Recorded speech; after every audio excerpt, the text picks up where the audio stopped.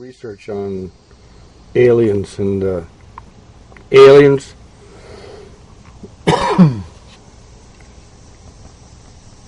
they come from demons. I'll put some links in here where you can see that research, but I wanted you to see some people that are totally deceived, or at least one individual.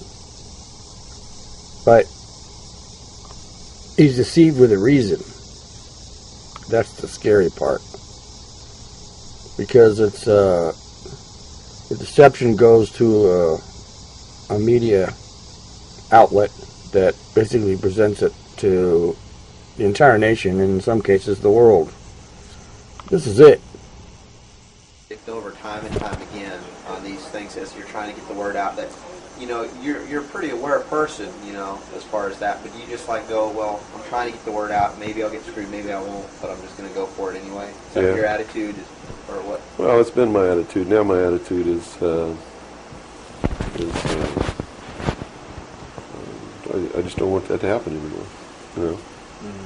So I'm very reluctant to believe what anybody tells me anymore. Right.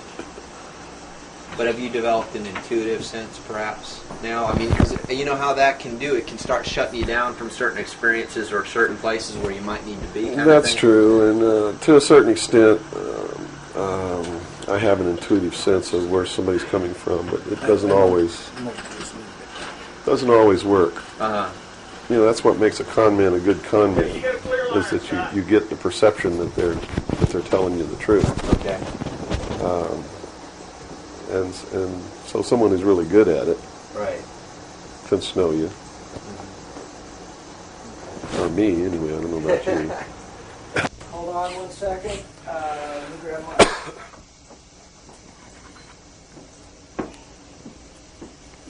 Yeah, you want to wipe your face or anything? No, fine. You got it? Okay. You all right, Robert? Mm-hmm. Robert, you set? Yes, I am. Scott, you're set? Yes. Bill, you ready? Yep.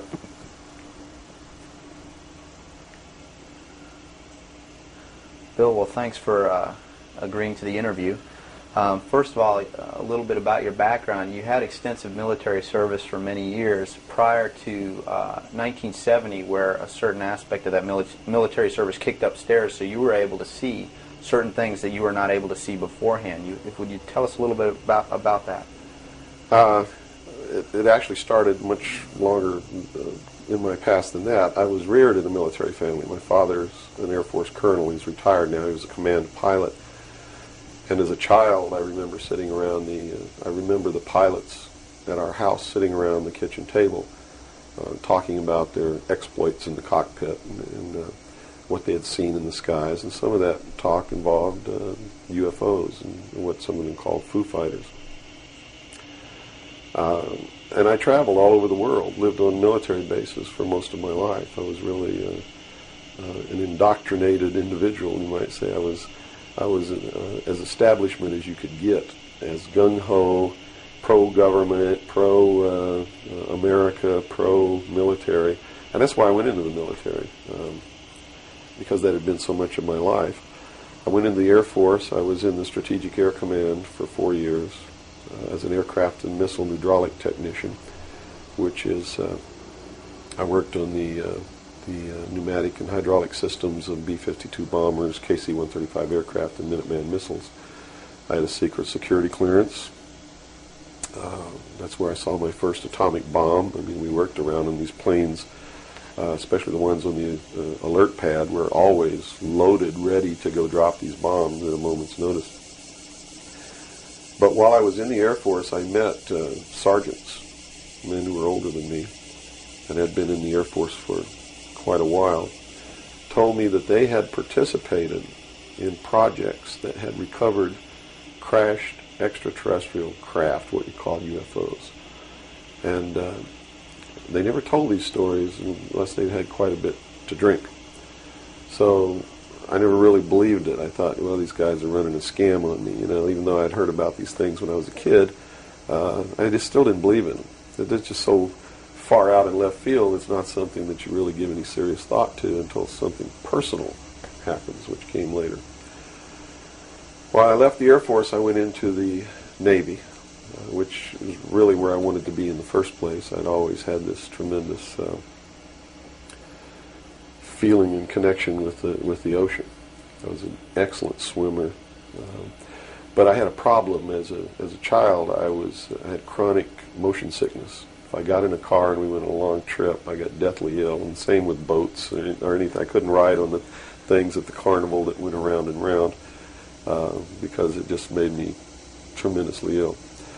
But I decided after I had gone through the Air Force experience that sick or not, I was going to go in the Navy because that's really what I had wanted to do. So I did. Volunteered for submarine duty and was assigned to the USS Tyru, SS-416, which was a diesel-electric boat, World War II type, that had been reconfigured. When I went on board the boat, it was in the dry dock at Pearl Harbor Naval Shipyard and had literally been cut in half. They put in a 12-foot sonar section and then 3 domes on the deck for triangulating targets using sonar. And this was really one of the most up-to-date electronically submarines that we had. Wasn't a nuclear submarine, but as far as the ability to approach, get close to a target and destroy it, it had a better capacity to do that than any other boat that we had. While we were on a transit from the Portland-Seattle area on the surface, I was the port lookout, and I saw the most incredible thing that I think I've ever seen in my life. And it had such a profound effect upon my view of the universe and the world that we live in that I wish everybody could experience this. I saw come up out of the ocean, from beneath the surface of the sea, a huge disc-shaped craft about the size of a Midway-class aircraft carrier, which is tremendous in size. Even though that's one of our smallest carriers, or was then, it's still a huge, tremendously big object. Came up out of the ocean and rose into the air and tumbled on its axis and went up into the clouds, and I was awestruck, dumbstruck. And I mean dumbstruck, literally. I could not utter a sound. And my first impulse was to tell the officer of the deck that I'd seen a flying saucer, and then luckily for me I couldn't talk because on second thought that's not what I really wanted to say, because I didn't want to be the only Looney Tunes character on a submarine with a tight-knit crew that you had to live in close quarters with, because that's a hell of a way to live. So I told the officer of the deck that I'd seen something about 15 degrees off the port bow at a relative distance of about 2.5 nautical miles. And he began to look in that area. And the starboard lookout had heard me tell him this, and he began to look over there. And while we were all three watching, either the same craft or another one exactly like it came down out of the clouds, tumbled again on its, why it did this maneuver, I don't know, but every single time it did it. It's like it came down in this attitude, and then it flipped over and then entered the water. And the water just appeared to open up in front of it. It's just like the account in the Bible about the parting of the Red Sea. That's exactly what happened. The sea actually parted, and this thing went into the water, and then it closed up behind it. And this big spray went up into the air. But it wasn't a spray from the craft hitting the water. It was a spray from the water coming back in to fill up this hole that had been created. And again, I'm thinking, this is incredible. What are we looking at here? And it was metal. It was a machine, and it wasn't glowing or anything like that. It didn't have any lights on it that we could see. But it was obviously metal, and it was obviously a machine. And although I can't tell you that there was anyone inside of it, I believe that there was. And it did something that, as far as I knew, was absolutely impossible. I'd been in the Air Force. I'd worked on the state-of-the-art of our aviation capabilities. And here I was on the deck of a submarine in the conning tower, and I knew what we had to be able to have to go underwater, and I knew that the two were incompatible. Here's something that came from under the water and flew in the air and performed maneuvers, and then came back down and interfaced with the water at tremendous speed and remained intact. which realistically it never touched the water. The water sort of magically opened up in front of it, but something had to interface with that water. Anything that we had that interfaced with the water in that manner would have been disintegrated. It's like hitting a brick wall. So I was looking at a technology that, as far as our laws of physics and what we knew at that time, didn't exist. This was in 1966. Ensign Ball was as shocked as I was. He called the captain to the bridge. He came up with the chief quartermaster, who brought a camera. And we all stood there and watched this occur over and over again for about 10 minutes. And I still, to this day, don't know if it was the same craft or a whole bunch of different craft going in and out of the water. But it seemed like that there was a hell of a lot of traffic on that freeway right there. And we were watching it as we went by. We never changed course. We never lowered or increased our speed. We made no attempt to communicate or signal. We made no attempt to get closer. And eventually, it just stopped. We were told not to discuss it with anyone, not even amongst ourselves, which was incredible. I never had been told anything like that in my life. You can't talk about something. And to be told that we couldn't even talk about it amongst ourselves was even more extraordinary, I thought. But we didn't. We didn't talk about it. When we got to Pearl Harbor, all the time the chief quartermaster was taking pictures of this. So I know photographs were made. What happened to those photographs, I have no idea. But when we reached Pearl Harbor, we were not allowed to go ashore to go on liberty, even though we didn't have the duty. And about 2 hours after we berthed at the submarine base, a commander from the Office of Naval Intelligence came on board and debriefed each one of us individually in the captain's stateroom. And the ultimate outcome of the debriefing was that we didn't see anything, we didn't hear anything, and we had to read rules and regulations that told us that if we ever talked about what it was that we didn't see, that we could be imprisoned, we could be fined $10,000, we could lose all pay and allowances due or ever to become due. And I learned at that moment that the United States Navy didn't want anybody to know about what we saw, and that severe consequences could come down around the neck of anybody who did. And that was when I understood fully that, yeah, there's a real cover-up. These things do exist, number one, and at least the United States Navy doesn't want anybody to know about it. And there's stiff penalties for anybody who bucks that. Mm-hmm. Moving forward a few years from, 1966, I believe, you gained a special security clearance that revealed to you certain documents, or were revealed to you, or that you saw, relating to this very cover-up. To this and many other things. I was eventually trained by Naval Security and Intelligence, and I was given a secondary NEC, which is Naval Enlisted Code, which was 9545, which is Internal Security Specialist. And an internal security specialist is someone who protects classified information and protects areas, so to speak. And I had a specialty, which I was trained in, which was Pacific Area Intelligence Briefings.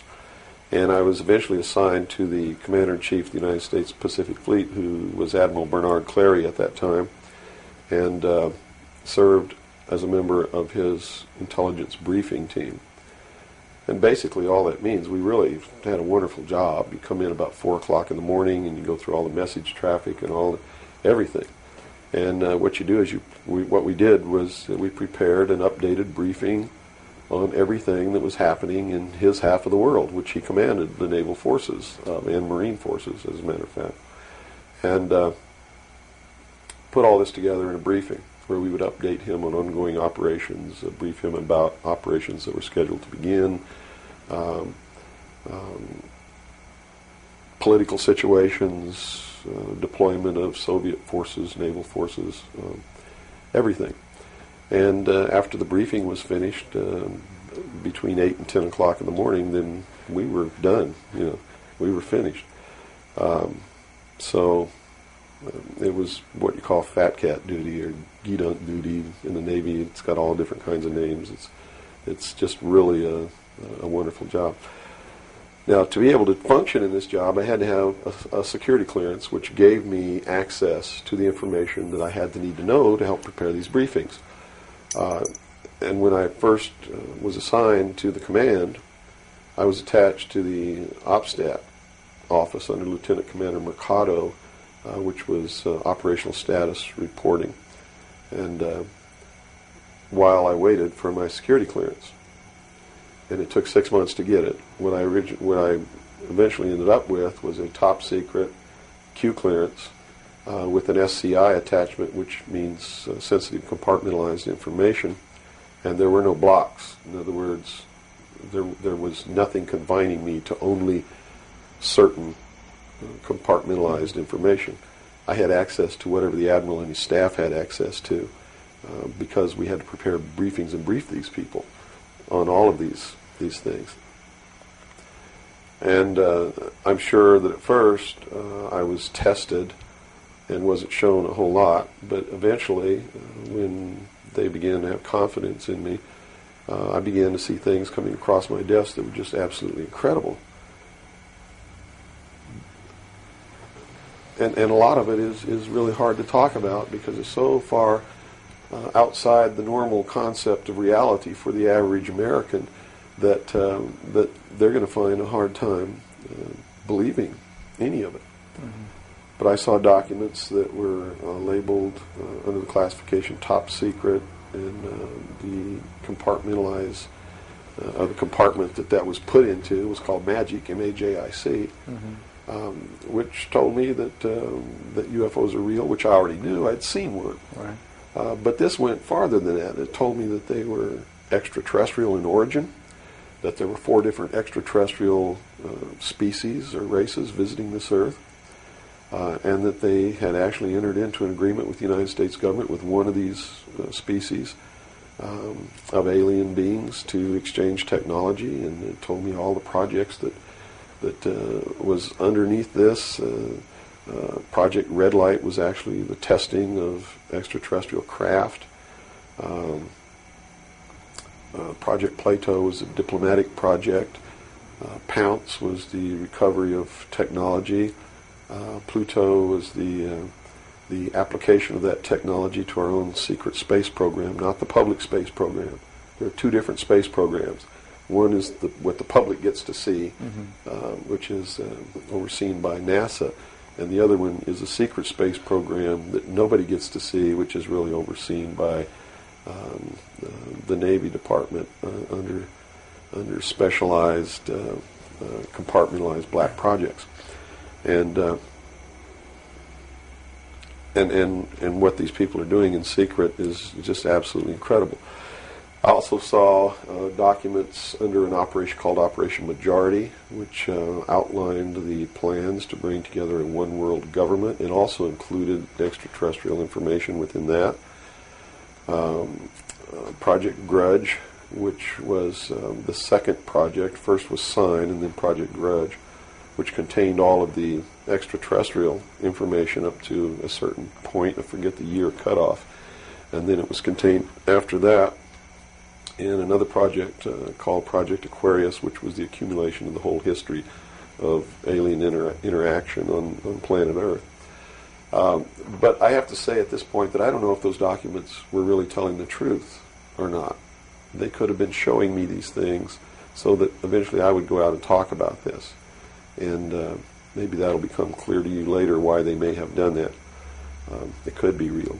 So, mm-hmm. But at this point, from a personal standpoint, what was it that, based on your experience in '66, and they said, absolutely do not reveal this to anybody, and here we are a few years later, and you're seeing documents that prove that what you saw was real. Mm-hmm. What was the one factor or a number of factors that led you to the decision to say, I've got to get this out, I've got to tell people about this? I saw contingency plans called Majestic. And these contingency plans were to, first place, a contingency is a plan that can be implemented if certain things occur. And the certain things that would have tripped this contingency plan are, number one, the public sector is getting too close to the truth, so they have to implement this to get them steered off the track. Or number two, we don't want to tell the public the truth about the alien presence, but there's so much alien activity occurring that the public is on the verge of finding out anyway. Let's tell them this story so that it doesn't cause consequences that we don't want. And that plan was called Majestic. I was in a bookstore one time. I'd never seen UFO magazine. Didn't even know it existed. In fact, I didn't even know that there was a UFO culture in the world of people who study UFOs or worship UFOs or have little UFO meetings. I had no idea that that was occurring. I was in a bookstore one time and I was looking at the magazine rack. I'm an avid reader and I'm always in bookstores. And this one day I saw a magazine just popped right out at me, at UFO. And I picked it up and I looked inside, and here is Majestic, all right there. And even the people who had been named to implement the plan were the ones who were actually implementing it. William Moore, Stanton Friedman. I'd never heard of Jamie Chandray, but he was named, and they had brought out a supposed genuine document called the Eisenhower Briefing Document, which in reality is a fraudulent document. It's a fake, and it was created to implement the plan Majestic, to either indoctrinate the public on what the government wants the public to perceive as happening, or to steer researchers away from the truth, or both. So this wasn't revealing the plan of Majestic, but it was actually implementing the plan. Implementing the plan against the public. It was a psychological operation against the public. So this is what you saw. So immediately my head began to spin around, and I began to think, God, I've got to tell people that they're being manipulated. This is a lie. And it really, if the public were using their own intellect, they would know that it was a lie. The executive order quoted for this document was 92,000 something. I believe it was 92447, which is 92,447. And it was supposedly written by Truman. But Truman never wrote an executive order higher than 9,000. I mean, even today, there's no executive order with the number 92,000 on it. They've been consecutive since the beginning. So it was clearly fraudulent. So it's clearly fraudulent, but the public doesn't catch on to this. And here you got Stanton Friedman, one of the guys who implemented the contingency plan, Majestic, running around the country telling everybody it's not an executive order, it's a date, September 24th, 1947, which it very well could be a date. But it's listed in that document as being an executive order of the President of the United States, Harry Truman. And because of that, it's fake. And many other things. But specifically, that is the most glaring proof of fraudulent intent in the document. There are many other things in the document that also prove it's a forgery. But here they are. They're running this contingency plan, and here I am. I know all about it, and here's the public out there biting it. They even ran that thing in the New York Times, like a 2 or 3 page spread showing all the documents. So it had tremendous credibility lent to it by that action. And so I decided that I had to tell the public and get people on the right track, which is, the right track is don't believe anybody. Don't believe me. Don't believe George Bush. Don't believe anyone. You got to go out and you got to get proof in your hand before you can believe anything. And to do otherwise today is the biggest mistake that anyone can ever make. You begin believing people, putting your trust in them, that they're telling you the truth. I guarantee you're going to take a ride on a roller coaster you don't want to be on. Mm-hmm. Now this controversy, and I say the very understatement controversy. Yes. It also is now extending, based on some things that you're revealing, into the Kennedy assassination. Yes, in the set of documents, which really was literally 2 or 3 file cabinets of documents, called Operation Majority. I saw documents which told me what happened in Dallas and why. And basically what these documents said was that the intelligence community felt that John F. Kennedy was a threat to the national security, which translated into reality means was a threat to the New World Order, the one world government which they were actively in the process of forming. Was there anything on record that indicated that he was out to, things that he did would threaten that New World Order? Oh, absolutely. He had written an executive order. I don't remember the exact number now, but it's available to anybody that wants to go look it up. He had written an executive order ordering the printing of United States notes, which would have broken the back of the Federal Reserve, which is one of the major instruments of propelling the United States into the New World Order by destroying our economy, the basis upon which we live, the basis upon which our whole society is founded, is being ripped right out from under us. That was one. Number two, he refused to provide air support for the invasion of Bay of Pigs, which ensured that that would be a failure. He had threatened publicly on several occasions to disband the CIA and scatter it to the thousand winds. He had ordered, in the documents that I saw, he had ordered the intelligence community prepare a plan to disclose the truth about UFOs to the public. Now, I don't know what that truth was. Could be that maybe there are no extraterrestrials. But whatever the truth was, he had ordered a plan to be prepared that disclosure was going to be done according to that plan within the following year. And the intelligence community considered that to be out of the question. And according to the documents that I saw, his assassination was ordered by the policy committee of the Bilderberg Group, which is really the secret world government, and was carried out by agents of Division 5 of the FBI, the Secret Service, the Central Intelligence Agency, and the Office of Naval Intelligence, of which I was a part, in Dallas. And it said that the assassin, the man who actually administered the head wound, was the driver of the car, William Greer, a Secret Service agent, who used an assassination pistol built by the CIA for assassinations that was really an air gun that fired an exploding pellet or could fire a small hypodermic needle or a poison dart, using any one of many different deadly poisons. Specifically, it said that he fired an exploding pellet which contained shellfish toxin, and that the act was plainly visible in a film withheld from the public.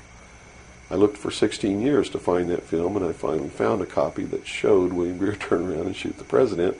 And since 1988, I've been showing that film wherever I'm able to show it to wake people up. It is not our government, though you have to understand, that is doing these things. It is not our government that's failing us. It's not the Constitution or the Bill of Rights that's a bad instrument. It is a group of men who belong to secret societies who have infiltrated our society and our government at all levels and are destroying it and subverting it from within.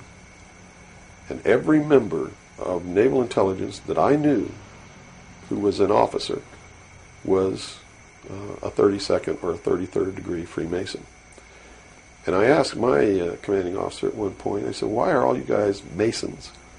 He said, Masons are used to keeping secrets. It's part of their fraternity. So if you want someone who already knows how to keep a secret, you recruit Freemasons. Well, later on, I found out what the truth is. The truth is you're not going to be a naval intelligence officer unless you are a Freemason or a member of the Ancient Order of the Rose and Cross, but you have to be high degrees for that. I think the reason I was selected as an enlisted man is because I had belonged to the Demolay Society. Which is what? As a teenager. That's sort of the first level of Freemasonry. That's how they recruit teenagers and indoctrinate them into their principles so that they go right into Freemasonry when they become an adult.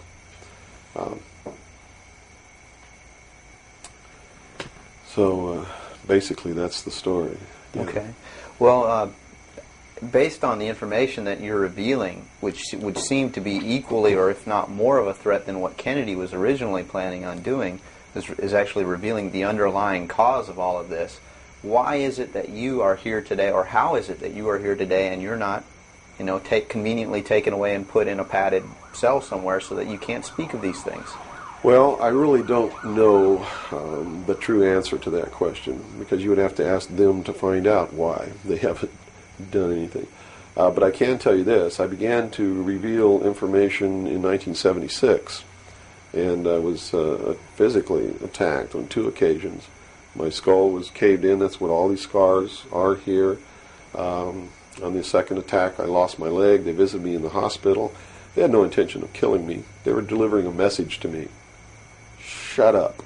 And that was the message that came through loud and clear. And two men who identified themselves with identification cards who belonged to the Defense Investigative Service, which is really the Defense Intelligence Agency, asked me if I was going to shut up or they were going to have to do it right. And I told them, I said, you don't have to worry about me. I'm going to be a good little boy for the rest of my life, and yeah, I'm going to shut my mouth. And I did for 16 years. Kept silent until I saw this UFO magazine in a bookstore, which indicated that they had implemented the contingency plan called Majestic. But if you want to know what I think the reason is, I believe that there are several. One, they've had a plan that's been in force since the 40s to debunk, ridicule, destroy anybody who ever talks about these subjects. And the public has been thoroughly indoctrinated that if you talk about any of these things that I'm talking about, you're just another nut. So the public, by and large, doesn't pay any attention to it. So in that sense, I'm not a threat. If the president had come on television and said, hey, this is what's going on, then they would have listened and they pay attention to it. But people like me, they perceive me as being just another loony bin, fruitcake, nut, which I assure you I'm not. But that's the perception that they've been brainwashed into believing. And so that's what they believe. Number two, I am so much in front of the public from the very beginning when I began to talk. And that's how I protected myself, or at least that's what I thought would protect me, and so far it's proven to be right, was that if I got literally in front of the public overnight, in front of a large public, that they wouldn't do anything to me because it would substantiate what it was that I'm saying. And they certainly don't want to do that. It would also create a martyr. And martyrs create tremendously dangerous political movements that they don't want that either. So literally within a 24-hour period, I spent $27,000 mailing a thick packet of information all over the world to people I'd never heard of, didn't know. We went down and got some mailing lists and just mailed this stuff all over the world. And so literally, when people opened these packages in their mailbox, and it was a perfect plan because they couldn't stop it. They didn't even know I was going to do it in the first place. And since we sent it all over the world, once it was out, there's no way they could retrieve it. At least no way that I can conceive of. So literally within 24 hours, I was a public presence. And people were asking all over the world, who's Bill Cooper? Is this true? Look what I got in the mail. And just literally flipped the world over on its ear. And I've been in front of the public ever since. So I think basically those are the reasons. They don't believe that the public's really going to listen to me. And so far that's been true. There is a small group of people all over the world who are awakening, who are beginning to understand that they've been living their life in fantasy land, and who are actively seeking the truth. But by and large, when the secret power structure says, as I've put in the first chapter of my book, right out of one of their own technical manuals, that a nation or world of people who do not use their intelligence are no better than animals who do not have intelligence, and thus are stakes on the table by choice and consent. They're absolutely right about the majority of people. It's one of the things that has been an illumination to me, is that they're not always wrong. And many of their goals are the right goals, but the method that they're using to reach that goal is the wrong method. In other words, if you set out to create a perfect world where there will never be any more killing, but to reach that point, you kill 2 billion people, you have become what you're trying to avoid. Right. And it can't happen that way. If you want to create a world of peace, it has to be done by peaceful methods. Means. Yeah, if you murder someone to destroy a murderer, you have become what it was you set out to destroy, and thus it wasn't destroyed at all. It was perpetuated by that very action. And that's what these men are doing. They rationalize everything they do so that they feel better about it. Mm-hmm. But what they are doing is becoming what it is that they want to get rid of. And the world will never be a safe place for anyone as long as there are men who do these things. Very eloquently said. Thank you. Now, you. your message to people, once again, is don't believe anything. How right. is it that the public can find this and search for this truth on their own if they can't believe anything or anyone? What can It's you all do? it's all in the public sector. It's all available to anyone who actively and diligently seeks it out. Everything that's in my book, Behold a Pale Horse, is all, everything in here, all the documents that are in here, Mm-hmm. everything that's in this book is in the public domain. Can be substantiated? Yes, and I intentionally wrote this book not using anything that wasn't available to the public to show people that, yes, if I can find this information, so can you. I have tons of stuff that's not available to the public. But as you can see by reading this book, you don't need that stuff because it's what you need is available to you. Public libraries are overflowing with the proof of what's really going on in the world, but nobody really utilizes it to the extent that they're able to pick this out and put it together. Another thing I've done for people is I've put it together for them so that they can see the overall picture rather than looking at small things and thinking that it's isolated. Nothing is isolated. It's all part of a big puzzle. Mm-hmm. And the puzzle is coming together. And when the puzzle is assembled, it's going to be a one-world totalitarian socialist government that nobody's going to like except the people that are running it. It's Hitler all over again. And the rationalization is we're going to create the world without war. The utopia. The utopia. But they will never create that utopia because they're not dealing with the problem that makes them want to create it, and that is the inherent flaw in each individual human being that makes us do the things that we do. Until that's overcome, there's never going to be a world without war or without rape or without killing or without robbery, and anybody that thinks that there is has already gone off the deep end. So the method is, here, I'm going to hold a gun to your head so you won't rape, you won't kill. That's right. Yes, okay, I understand. The title of your book, Behold a Pale Horse, what significance does that have? What are you saying with this title? This title is from the book of Revelations, because I have to tell you this, and you may think I'm nuts if you want to, but this is the truth. Either these men are following the book of Revelation, the book of Revelation as it is in the Bible. Mm-hmm.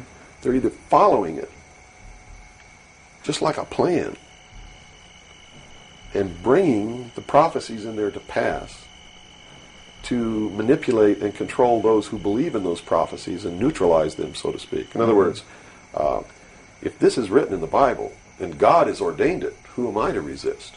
It must come to pass, so I'm not going to try to stop it. Okay. What a perfect way to neutralize the opposition right off the bat. Or there really is a God, and what he said was going to come to pass is coming to pass.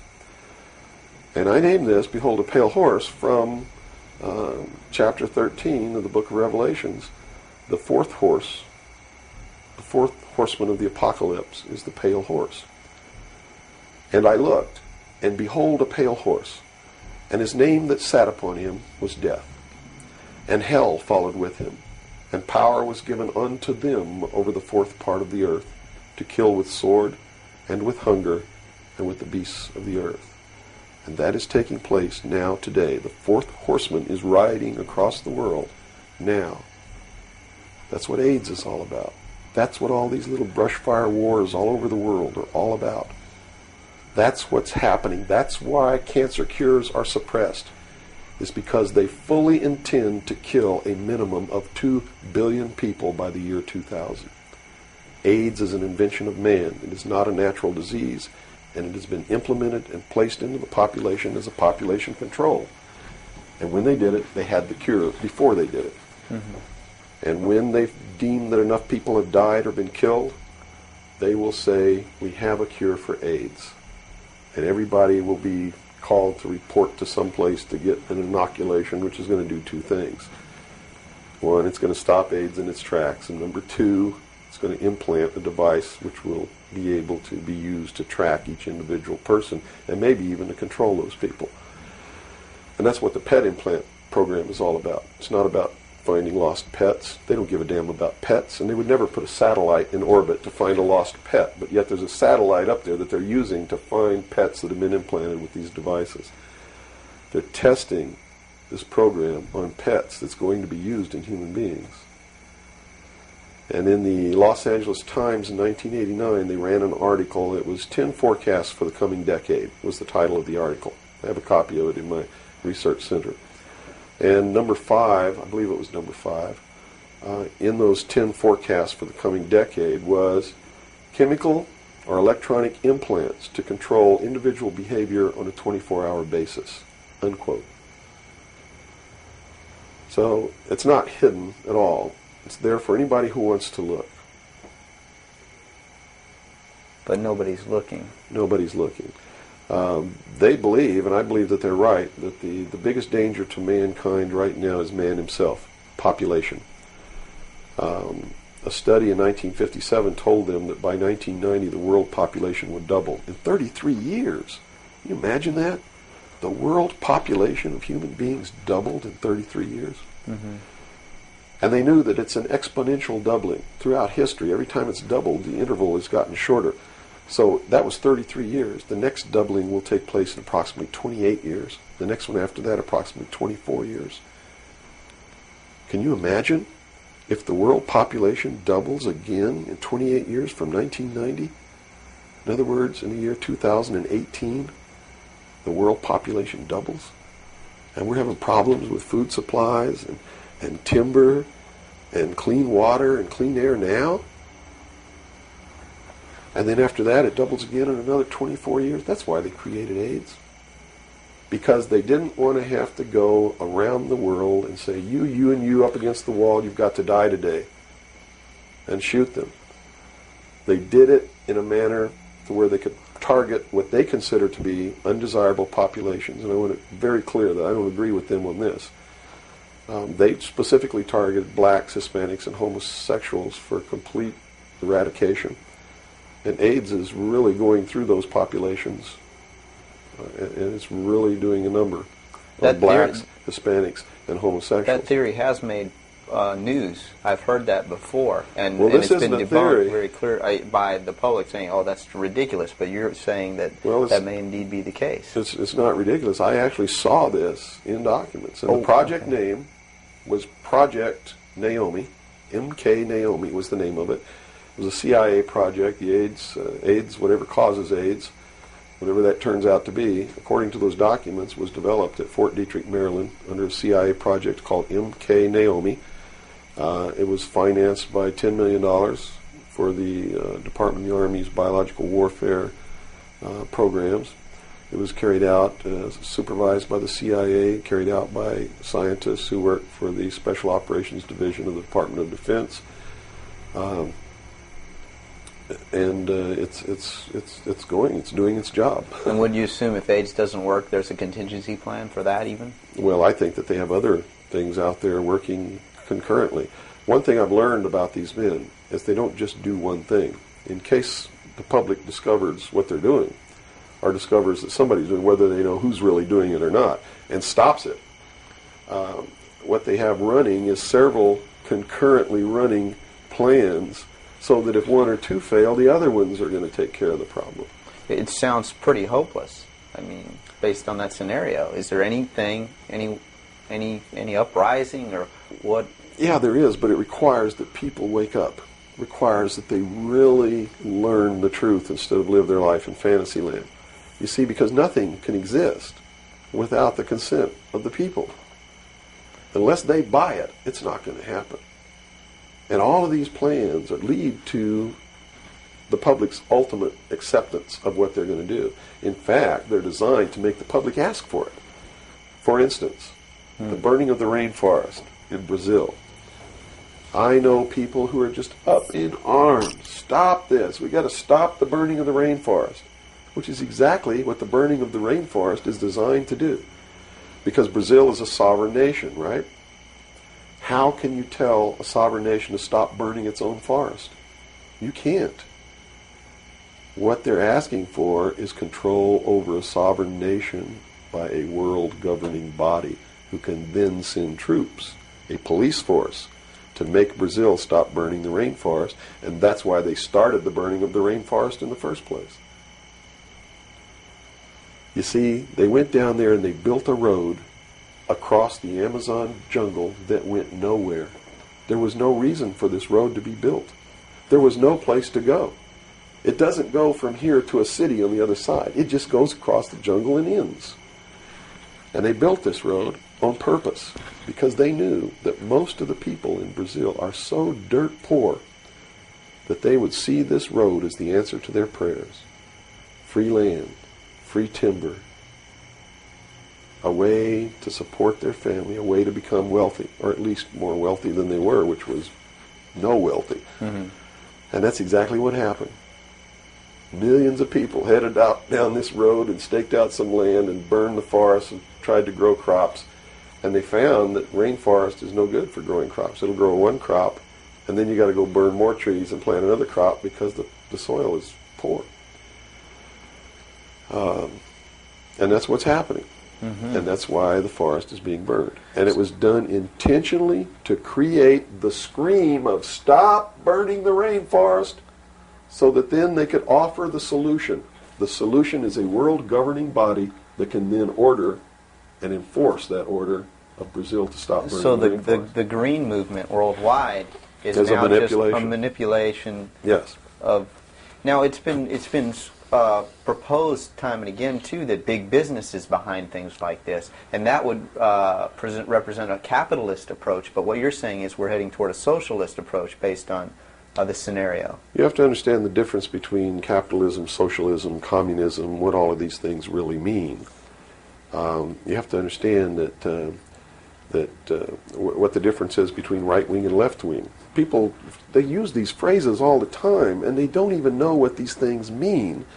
And it's just incredible to me to hear a socialist calling someone else a Nazi. Because Nazi means National Socialism.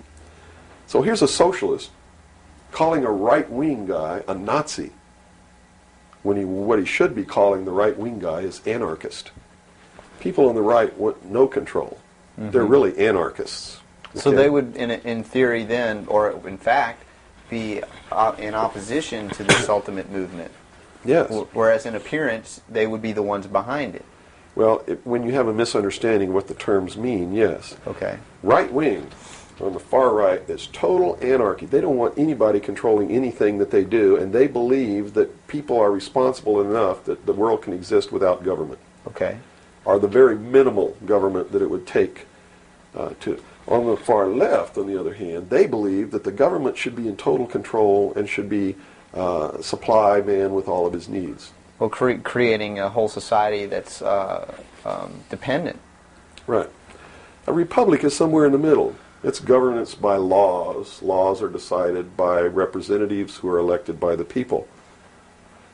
And according to the theory, the representatives will do what is right, whether they get elected or not, because it's not really a democracy. A democracy is far left. People don't understand. We don't live in a democracy. This country is not a democracy. It is a republic. A democracy is ruled by the mob. The mob always votes themselves every kind of benefit that they can vote themselves. And whenever you do that, it means large, tremendously overpowering government in control. They vote themselves into dependency. That's it. They Okay. vote themselves into a dictatorship is what they do, where they lose all of the benefits that they intended to vote themselves into in the first place. Okay. And democracies are extremely dangerous to minorities, because if the majority of people don't like you, Right. they're going to vote that they kill you, and they can, that's it. Democracies are dangerous. Democracies are socialists. Democracies are communism. That's what communism is. The definition of communism is everybody doing according to their talents and receiving according to their need. And it doesn't work. We already know it doesn't work. Men, by his inherent nature, is greedy. Mm-hmm. So those at the top always end up having everything, and those at the bottom end up having nothing in communism. Socialism is different. Socialism usually ends up in a dictatorship, in a very controlling dictatorial government which even owns the people that it governs, so that those who live in fear of not having are provided for what they need, and in turn they worship this oppressive government. Socialists are children who went out into the world, took a look around and said, I can't handle it, and went home to Daddy. Okay. Daddy, protect me. Daddy, feed me. Daddy, loan me your car. Daddy, tuck me in at night. Socialists are scared little children who are irresponsible, can't stand on their own 2 feet, and need Daddy to take care of them. Okay. Okay? And now we got the... But what happens when you go home to Daddy and Daddy does all these things for you? Tell me. Well, you never leave the home. You've not got no reason to. In other words, if you're being provided for in that way. You're being provided for, but what does it mean? Doesn't it mean that you have to do what Daddy tells you to do? True. Doesn't You're mean you under have to his be in rules. when Daddy tells you to be in. Doesn't it mean that you can't drive the car to the next town if Daddy tells you you can't. Doesn't it mean that if Daddy tells you to take out the trash, you better take out the trash? Are you beginning to understand the concept? When you ask for favors from Daddy, you have to give up freedom in return. Right. Okay. So socialism always leads to repression of liberty, freedom, equality. All of those things fly out the window so that you can have free health care, Mm-hmm. so that you can have a place to live but you don't have to pay the rent, so that you can have food given to you by the state. And that's where we're headed. Right in this country right now, we're almost totally socialist, and now people are screaming for a national health care policy, Right. health care insurance. Now, the other aspect, once again, I'd like to go into is the anarchy or the right wing, which we just into that similar. Anarchists believe that they can be responsible, that they won't hurt other people, Okay. that your freedom never ends until it begins to infringe upon someone else's freedom, and that no one should have any control over that there should be no speed limits on the highways. Mm-hmm. The problem is that, again, just like on the socialist side, you have people over here that are human, and human condition means that ultimately somebody's not going to be responsible, that they're going to drive too fast when they've had too much to drink, and they're going to kill innocent people. The answer is a balance. You know, the law of the universe says this. It's a law of physics, really, and everybody can understand it. For every action, there is an equal but opposite reaction. There can be no good unless there is evil. There can be no man without a woman. You understand Right. the concept? Based on that, the theory of a utopia here on Earth is corrupt right away. Absolutely. It goes against the laws of physics. It goes against the law of the universe that there must be two opposing forces all the time in every instance, because that's what makes the universe work. Mm-hmm. That's what makes everything work. What we need to do is stop trying to go way over here and establish some utopia of freedoms, or way over here to establish some repression of freedom so that we make sure that we got something on the table to eat. Mm-hmm. And strike a balance between the two that works. And stop withholding information. What makes it difficult for anyone to succeed or live, or for us to really come together and have peace in this world, are all of these people who think that they are the guardians of the secrets of the ages, and only them have truly mature minds, so only them are worthy of knowing the secrets and the real science and the real metaphysics and all of these things. So they repress it and they keep it secret, so the rest of us live out our lives and we don't know the truth of what life is really all about. Therefore, we're always stumbling over each other and getting in each other's way and doing the things that we profess that we don't want to do, Mm-hmm. simply because we don't have access to the truth. If we had access to the truth. Now, I got to tell you this. Back when these men first began establishing these societies, these mystery schools, and suppressing information, the common man was uneducated, did not have an intellect capable of understanding these secrets. They were really beasts of burden for the most part, and they lived their whole life in toil. Right. But things are not that way now. Most people have a good education. They have a good mind. They're capable of understanding if they're taught, and if they're taught correctly.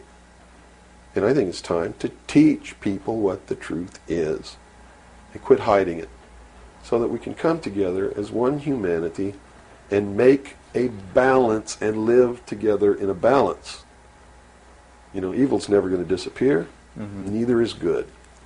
But we can maintain a balance and life can be good. Instead of swinging back in this tremendous battle between these two opposing, radical, extreme ends of the scale. That's got to stop. I've never understood why somebody would join together in this band of people and call himself a Democrat and not vote for anybody else if they're not a Democrat. That concept is beyond my understanding. And Republicans and Libertarians and Populists and Communists and Socialists and this and that, and blacks and whites and Indians, and there are so many sects and groups and segments, and we're so fragmented that getting together is going to really be difficult. But we've got to do it. Because if we don't wake up and do it ourselves, these men who meet in secret and plot the manipulations are going to do it whether we want it or not, and they're going to do it at the point of a gun. And they're going to take away everybody's freedom because they don't consider us responsible. Capable of having that freedom. Are capable, or even of using our intellect. So they'll put us in shackles and control us and force us to be peaceful. That's what the plan is, and that's what the New World Order is all about. Well, we've run from UFOs right to this, and at first a person might watch this and say, "Wow, this is really strange." But where we've come down to, based on that beginning, is quite in the realm of common sense. Well, it's not strange at all. It's what they've been trained all their life, that if they hear these buzzwords, they're listening to some loony idiot talk, and it has no substance to it. Once they get into it, though, and begin to understand that everything is interconnected, it's leading us toward one end, a one-world totalitarian socialist government, and begin to see it coming to pass all around them in their life, and understand that nothing happens by accident. It's been planned for many years. Then they begin to understand that UFOs play a big role in this. Because if they're real, it's the most significant thing that's ever happened in the history of man, and may be the driving force behind locking up the human race. Because how could a UFO land in a place like Macon, Georgia, and somebody who doesn't look like us get out, walk down the street? And I'm not trying to insult the citizens of the state of Georgia.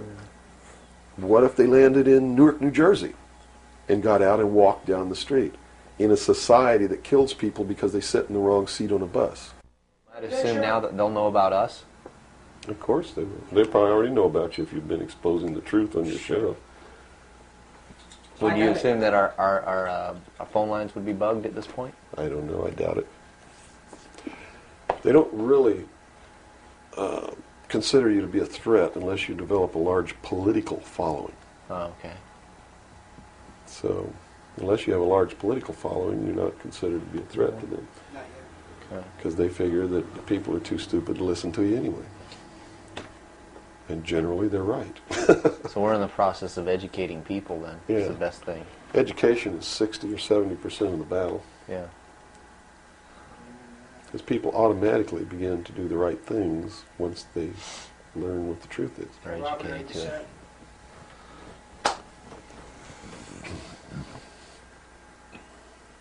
Yeah.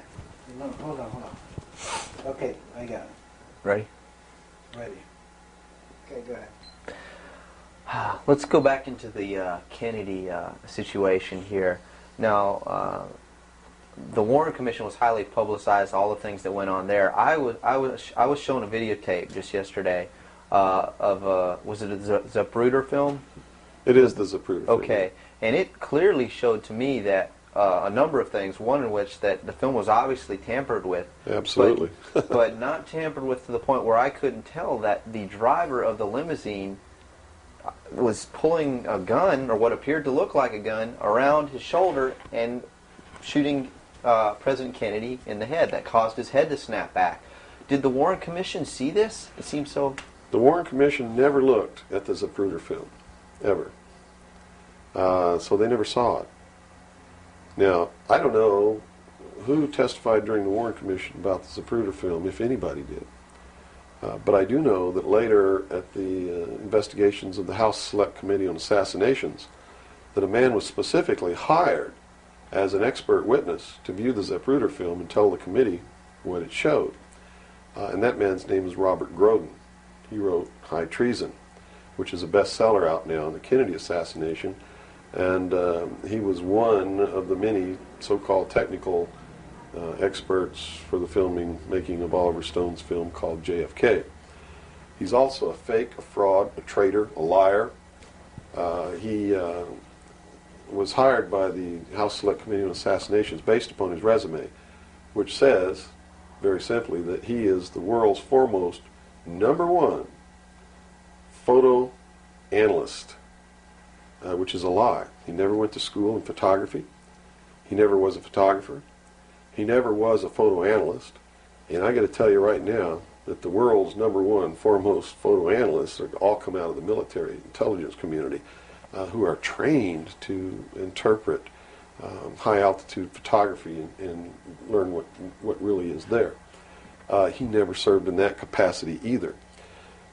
He looked at the Zapruder film and he told Congress, he told the committee in testimony, he testified, both in written and in verbal form, that William Greer never took his hands off the steering wheel. And that's a blatant lie. I mean, anybody can look at the Zapruder film and see that William Greer takes his hands off the steering wheel.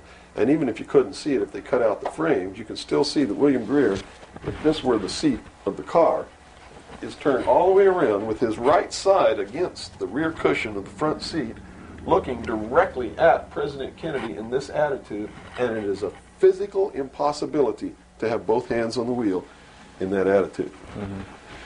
So we know that Robert Groden, #1, was not who he said he was, had no expertise to be doing the job that he was hired to do. #2, even if he had no expertise, it is plainly visible in the film that William Greer could not possibly have had both hands on the wheel.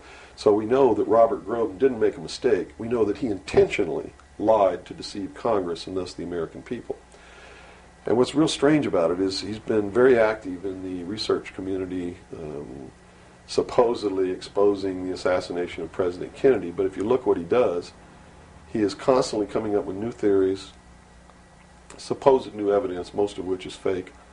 And in his book now, High Treason, he makes a statement that Kennedy was probably hit from the front and the rear at the same time. His job is to keep the American people confused and propagate the lie that our government is no good, that it's our government who assassinated John F. Kennedy. And I'm here to tell you, it wasn't our government. It was the secret societies known as the Illuminati, the Knights Templar, the Freemasons, who assassinated John F. Kennedy. And the proof is right there for anybody who wants to see it. William Greer was a Freemason, #1. He was the Secret Service agent who shot Kennedy. #2, in Dealey Plaza, there's an obelisk, a monument commemorating the location of the first Masonic temple in the state of Texas. Dealey Plaza is on the 33rd parallel, which is one of the sacred numbers in Freemasonry. He was assassinated in a manner that assured the greatest flow of blood, which is called blood atonement, which was practiced by Freemasonry in the early days and supposedly is not practiced now. But in reality is the method of choice of execution, trial and execution by Freemasons. The Bilderberg group that orders his execution is the Supreme World Council of Freemasonry and consists of 39 permanent members, which is 3 times 13, which is also the exact number of men who signed the Constitution, 39. You see, our forefathers were also members of this secret group, and this country was founded to bring about the New World Order. And it's all in the Great Seal of the United States, which was, and that, the design of the Great Seal was made law in 1782. It's just absolutely incredible that the American people don't understand that groups of men don't get together and meet in secret and take blood oaths which say that they can be cut open and their heart ripped out of their body and their intestines scattered over the floor if they talk about the secrets. That's not a benevolent fraternity. That's a dangerous group of men. Grown men don't play games like that. They're serious. It's the secret societies who are bringing about the New World Order. They're the ones who killed John F. Kennedy. There's nothing wrong with our Constitution or our Bill of Rights. But Americans are going to be convinced that our government sucks. And that's what all this stuff is all about. So at the beginning, the founders of this country actually did create what was I guess you could say, an above-board, good government basis for a good government. Yes. They gave us every tool to ensure the success. But it was an experiment, you see, because man had always claimed that he could rule himself, but had never been allowed to do that. Even in ancient Rome, they call it a democracy. The man didn't rule himself. He was ruled by other people who made man think he was ruling himself. But the truth was, a Roman centurion could march down the street and grab anybody they wanted to and make you do whatever they wanted to, or just execute you on the spot. And that was the truth of the matter. Those weren't free people. In the history of the world, there had never been a people who were truly free or who truly ruled themselves until the United States of America was created as a republic by which we ruled ourselves through elected representatives whom we sent to the State House, either in the States or to Congress, to do it. They also gave us every tool by which we would destroy ourselves if we weren't capable of doing it. The United States and France, the revolution in this country and the revolution in France, were created to bring about governments which would function as the antithesis to the kings and queens of the world and cause them to topple off their thrones. It also gave man a chance to prove once and for all whether he could rule himself or not. And if he could, fine. That would be the New World Order. If he couldn't, they built the tools into the Constitution to allow them to take it away from us. And those tools are the creation of the federal democracy within the boundaries of Washington, D.C., and the right to contract, through which, if we were irresponsible, we would contract to receive rights from that federal democracy and thus, in return, give up our freedom. And that's exactly what's happening. It's exactly what we've done. John F. Kennedy was short-circuiting the New World Order. He had ordered the printing of constitutional money, United States notes, which would have destroyed the Federal Reserve, which is not an agency of the United States government. It's a private corporation owned and operated by the world bankers, controlled by the Illuminati. And its purpose was to destroy the middle class in this country and thus our economy, and throw us at the mercy of the New World Order. And we see this unfolding now. You see it unfolding now.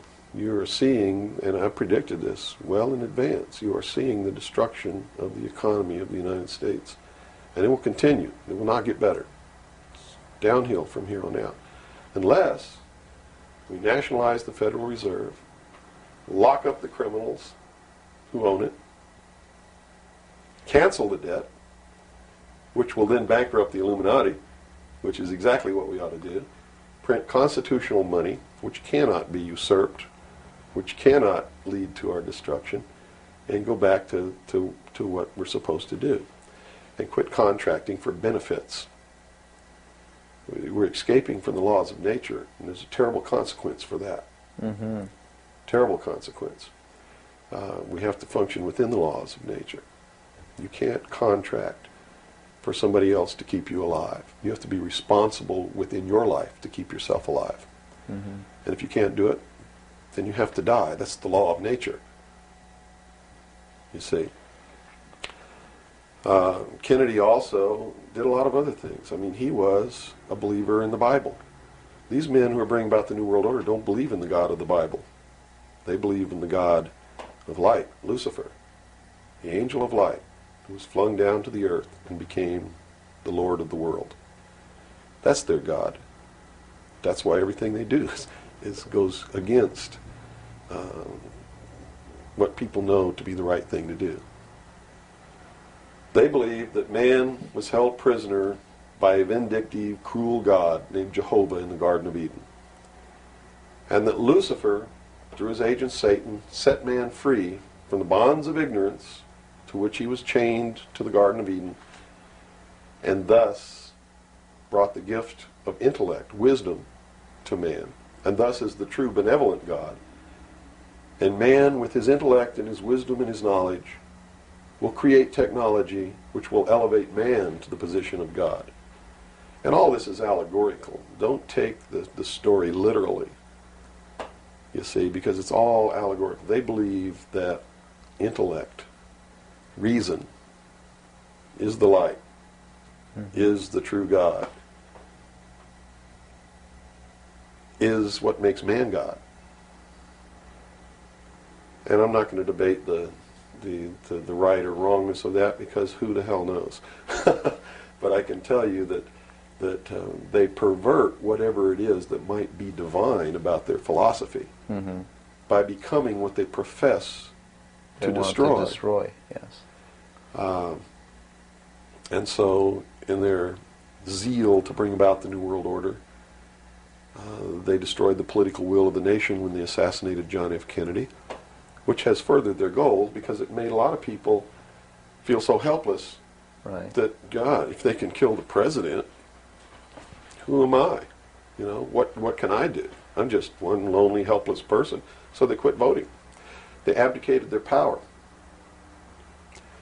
And, of course, through agents like Robert Groden and many others, Oliver Stone, they're being convinced that our government sucks, that our government is the problem, that the Constitution doesn't work, that the Bill of Rights aren't real. We're playing right into their hands, in other words. We're playing right into their hands because there's nothing wrong with the Constitution or the Bill of Rights or our government. It's the people. You see, it's been infiltrated. And from within, they are eating at the heart of this nation like a cancer, this secret society. They are destroying it. They are subverting it. Our Constitution has not been allowed to work since 1945 and maybe even earlier. And they have been working behind the scenes to bring about a one-world totalitarian socialist government with the Communist Manifesto as its platform through the United Nations, which was created by this nation from an older organization called the League of Nations, which was the original foundation. And at the highest levels of our government, the Constitution's already been scrapped, and they are working under the aegis of the UN Participation Act and the United Nations Charter. Which says what? Which says that there are no rights, there are only what you call privileges. And privileges can be granted or taken away at will by the state. Quite frightening scenario. It's a very frightening scenario, and people better wake up to the fact that unless they wake up and do something about it now, there's only going to be one alternative. And that's either take up arms, restore the Constitution, and the blood will run in the streets of America, or reach down and put the shackles around your own feet and march off into slavery peacefully.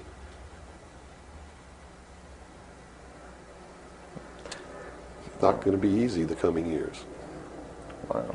Now, historically, this may or may not relate, but at least modern world, contemporary world history does not include the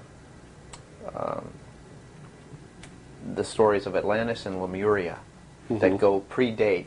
How does that history, and why was that suppressed, or why is it still being suppressed? How might that affect what we are understanding is going on today, or is it related? Well, I'm not sure if a place called Atlantis or Lemuria ever existed or didn't exist. I don't really know.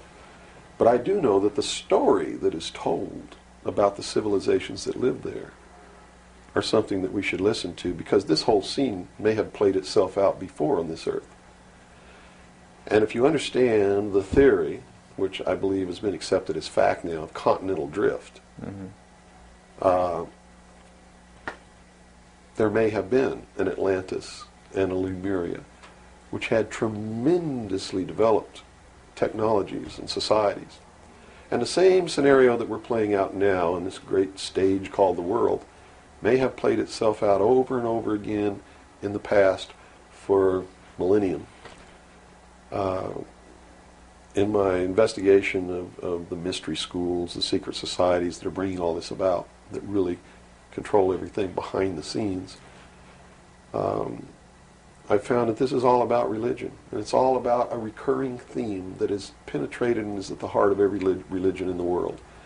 And that is a creator or a creatress who has a son that is sacrificed and then is resurrected and saves the world or saves humanity. It seems to be an archetype that is within us. And so that you don't go flipping out watching this tape. I'm a Christian. I believe in the teachings of Jesus Christ, even though it may turn out that he may have never lived. The scene, it doesn't matter. When you read his words, and you can go back through history and find these are the same words that were spoken by every Savior that there ever was, are the most beautiful, most profound, most affecting words that have ever been spoken on the face of this earth. And when I get down and almost get to a point of hopelessness, I just go read the Sermon on the Mount. And I come back up again. Because in the end, it's not going to matter whether Jesus ever lived or didn't live. The story is real. And it's within all of us.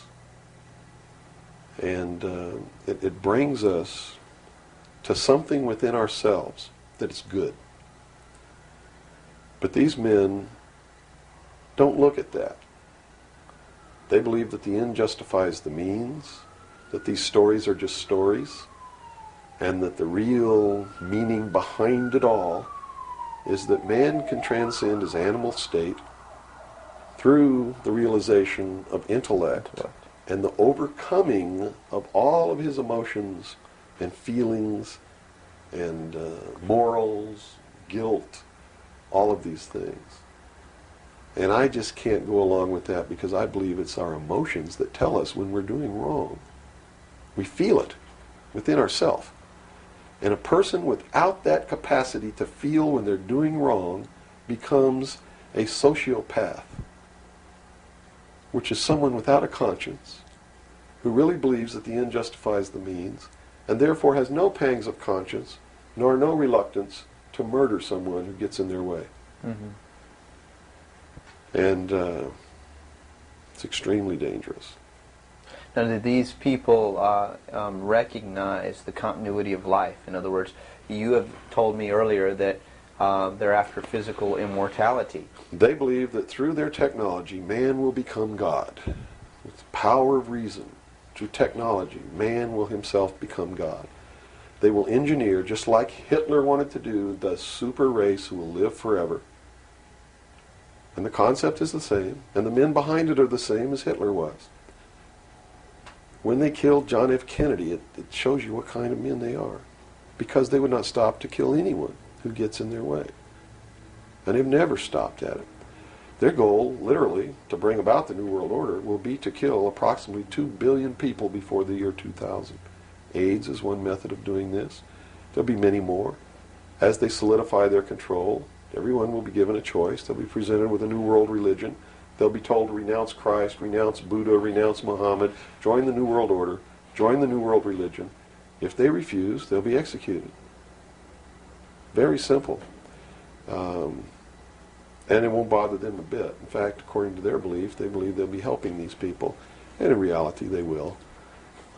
Because those people will transcend this physical state while they're prisoned here living forever. I feel sorry for them because those of us who will eventually die will transcend the pain and the suffering that goes along with this world. Mm-hmm. And they're so egotistical that they preserve whatever they do so that the diligent can find out what kind of men these men really are. For instance, the Kennedy assassination, I've been showing a film for 5 years that shows exactly who did it. I show you exactly where Oswald is on the film. He wasn't even on the 6th floor. He was standing in the doorway of the book depository building watching the motorcade go by.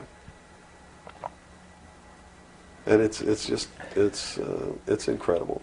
At the same time, you said they would have everybody renounce religion. Yes. Have they as well been using it as a tool for their means? If you're a Christian, you'll be required to renounce Christ and join the New World religion. Now remember I told you before, that no matter what your religion is or what you think, they are following the scenario in the book of Revelations to a T, right down to the last little bit. If you want to know what's going to happen in the future, if we don't wake up, and through the power of those, see, not one drop of blood ever has to be spilled, and no one has to ever put any chains on their legs or their arms, ever. If people just wake up and exercise what was given to us in our Constitution, the power of the vote, while we still have that power. So you say there is still a possibility for like one individual watching this tape to actually make a difference. You better believe it. How Yes. would that be so?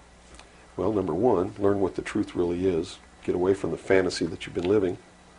Educate other people, those you know, your family. Once that begins to happen, it spreads. And then if the people decide that they don't want what they have in store for us planned, just through the power of the vote, they can make this country and the world whatever they want it to be. Whatever they want it to be.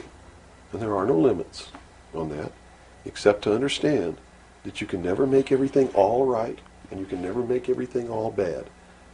Both must exist, and we must maintain a balance. And we must become responsible.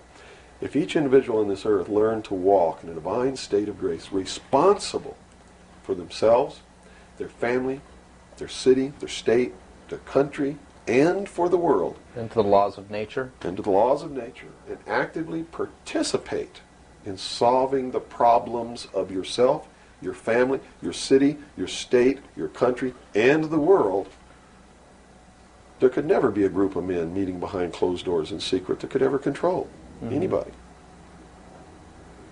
But by abdicating responsibility, by not walking in that divine state of grace, makes possible anyone meeting behind closed doors to bring about the world that they want.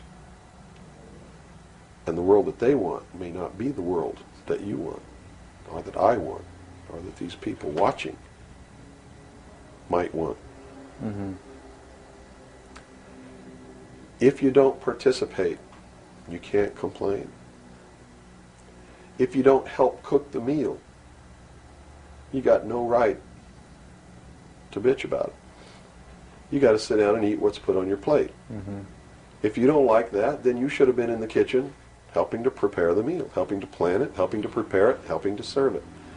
If you want to sit on your butt in the living room while somebody else prepares the meal for you and decides what it's going to be and puts it on the table, it's too late to say that's not what you wanted to eat. It's too late to say it's not cooked the way you wanted it to cook. Well, that's very simple to understand. And That's right. You got to eat it because you have to eat to live.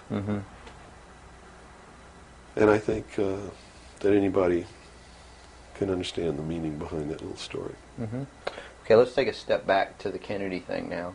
So This is all about the Kennedy. Well, yeah, it is. But just specifically about, once again, I want to bring up the film as well.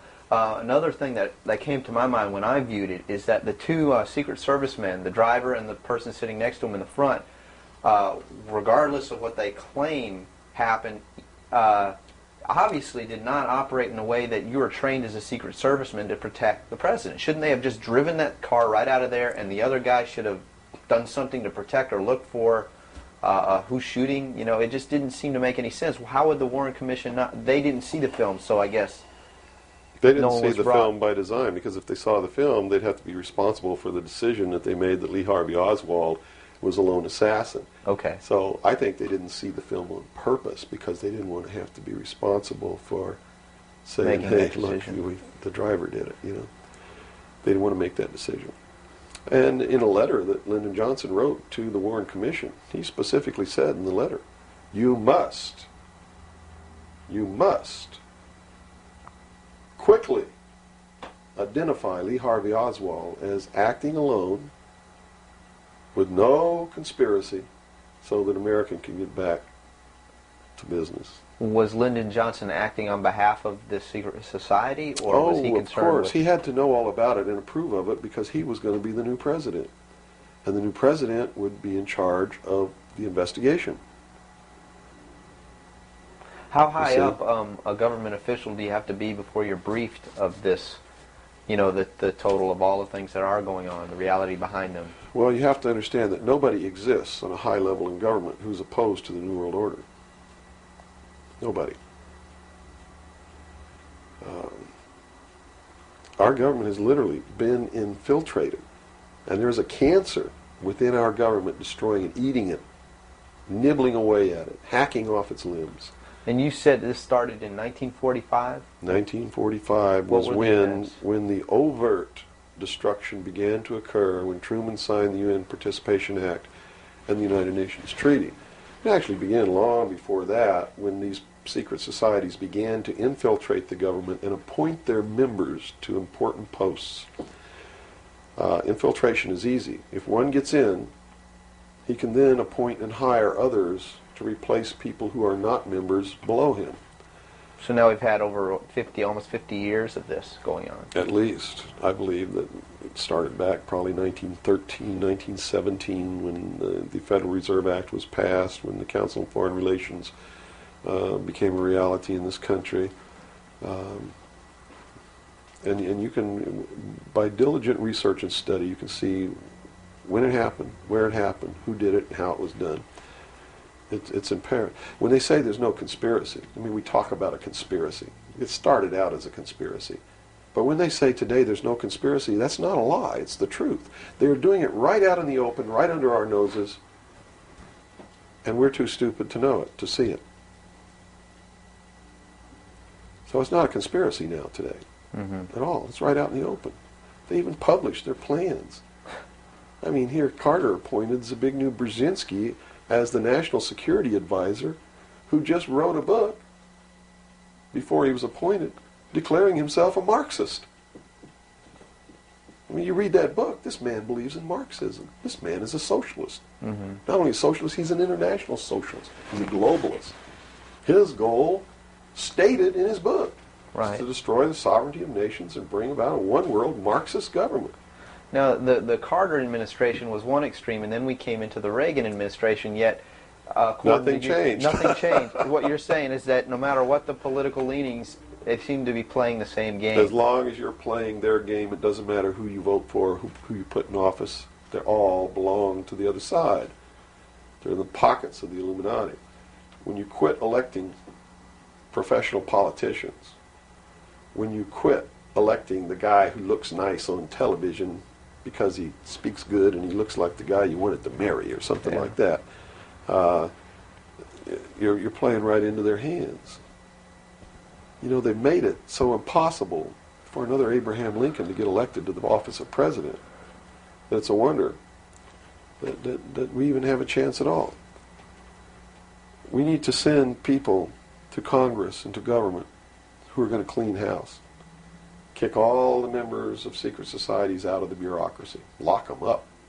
Try them for treason. Because they are traitors. So one thing that may help is term limitations.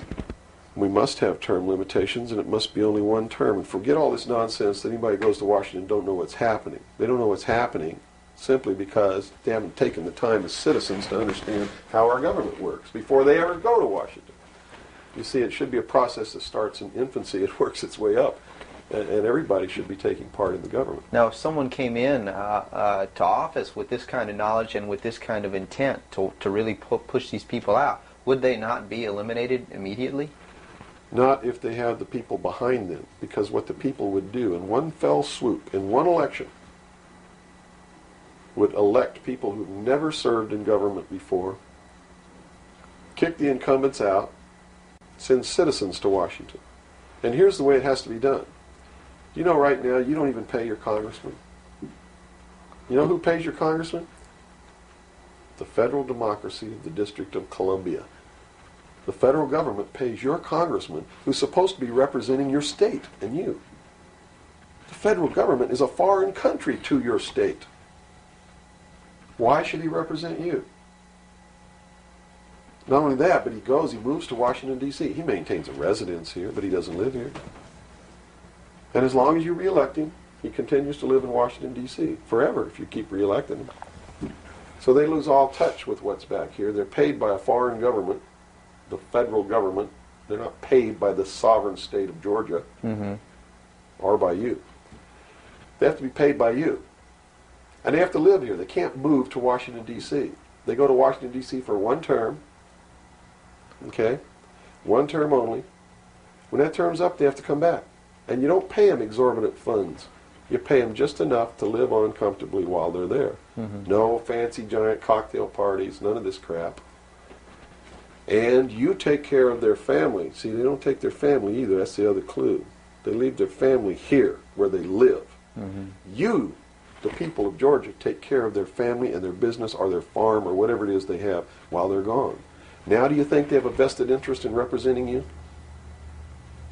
They sure would under those conditions. Yeah. But under the conditions they go under now, they have no interest whatsoever in taking care of you. Now let's look at the current. They're taking care of themselves. The current crop of presidential candidates.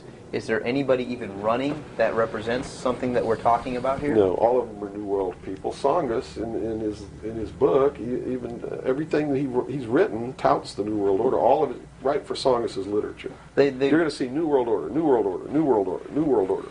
Clinton, the governor of Georgia, was selected in 1991 by the Bilderberg. Governor of Arkansas was selected in 1991 by the Bilderberg Group in Baden-Baden, Germany, to be the new president of the United States. Remember what happened to Gary Hart? What did he do? He went out on a boat with a woman who wasn't his wife, and he was destroyed. Look at Clinton. What's happened to him? Nothing. The press is on his side. They're helping the guy. You know why?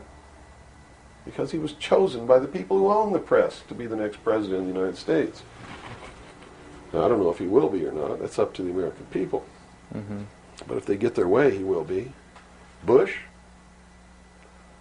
is one of the most heinous criminals that's ever walked on the face of the earth.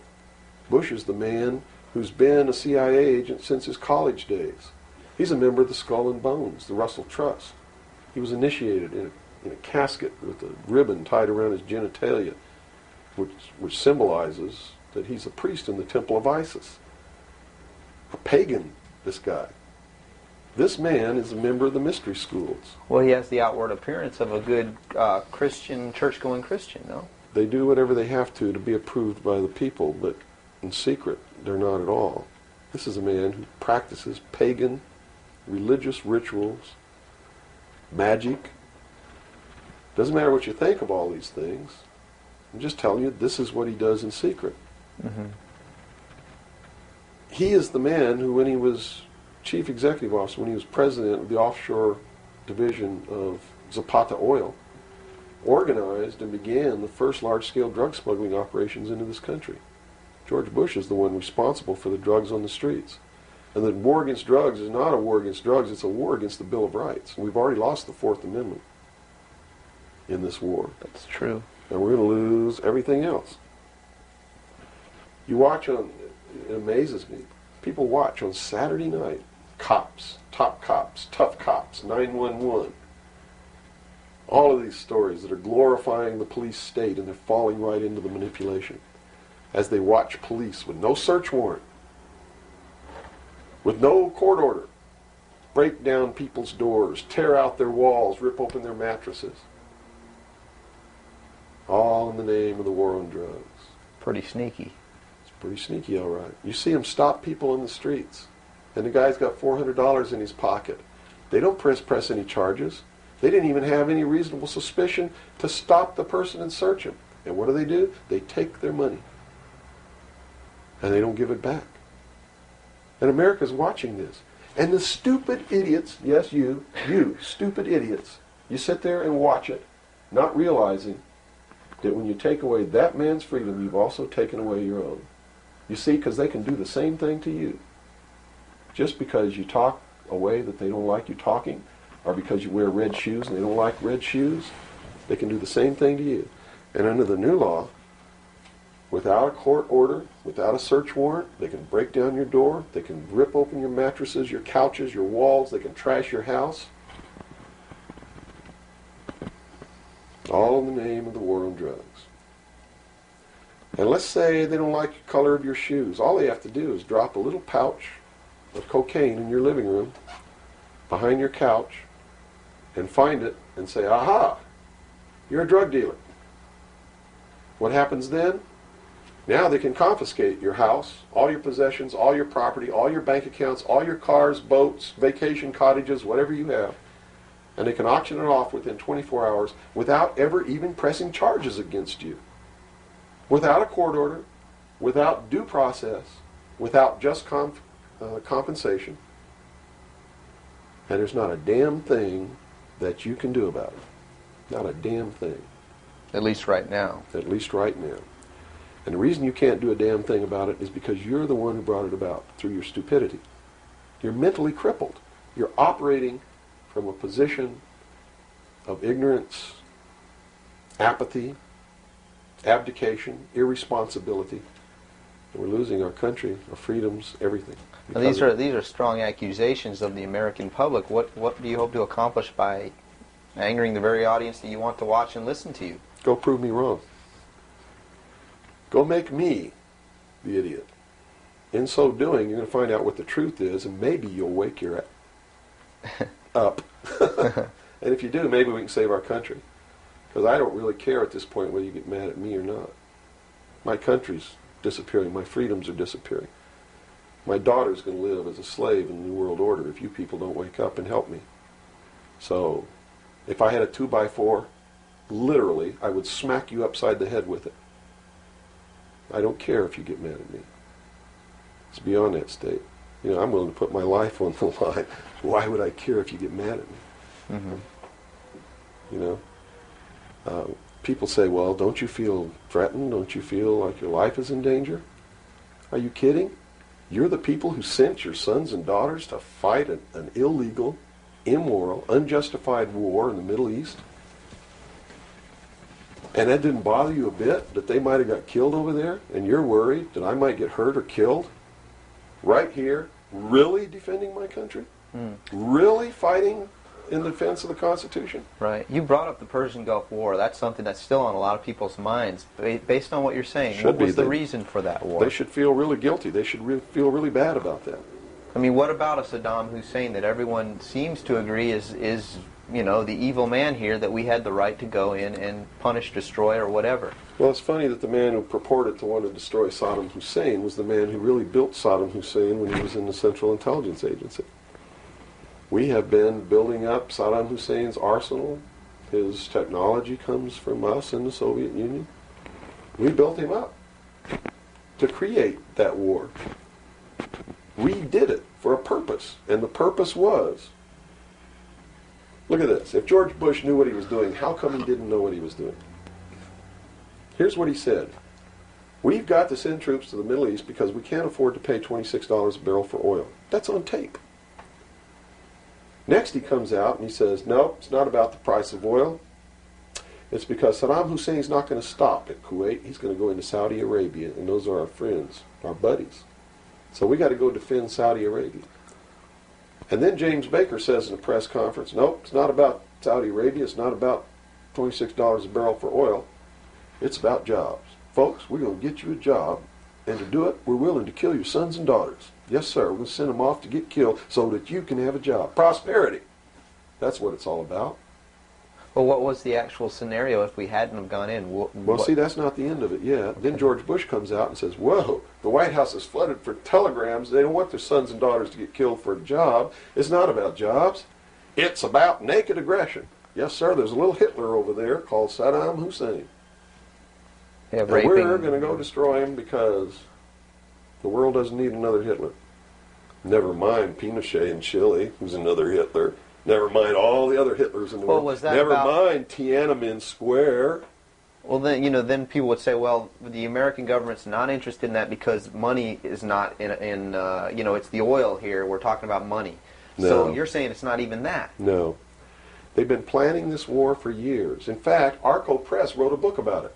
The name of the book is Rapid Deployment Forces. It was published in 1985. It names Kuwait as the country. It talks about Operation Bright Star, where they've been practicing the war every year since the early 80s.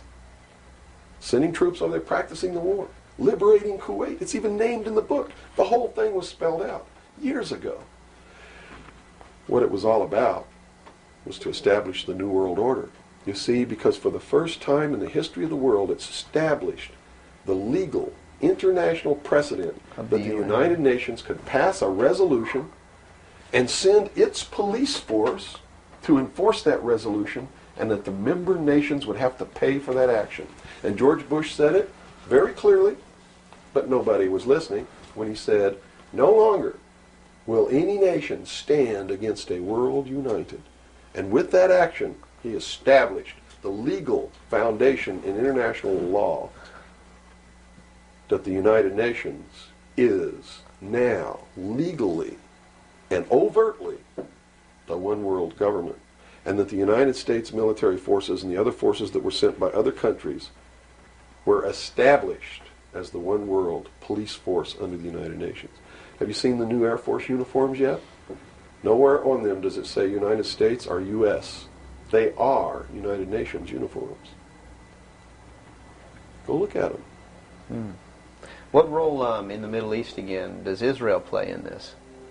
Israel was created as the instrument to bring about the Battle of Armageddon and the fulfillment of prophecy, a war that will be so terrible, where nuclear weapons will be used, so that the American citizens and the other people in the world will get down on their knees and beg for no more war. And what is the answer to that? They're going to be told the only way we can guarantee no more war is if we destroy the sovereignty of nations and we come together as one humanity in a one world government. Right. Now I'm telling you, unless the American people wake up and stop it, starting in about 1996, the Battle of Armageddon will become a reality. Not because two nations got mad at each other and decided to fight, and that's why Saddam Hussein was not destroyed. He will be the instrument that will bring that to pass. Right. Yeah, they purposely did not go in and do that. Saddam Hussein will be portrayed as the Antichrist. Babylon is in Iraq. Read the book of Revelations. Whether you believe in the book or not, read it, because the men who are bringing this about are using it as their script. Well, the UN did indeed charter Israel as a sovereign nation. They were the ones who created this state. That is correct. It was really created by Great Britain and the United States, with the United States being the major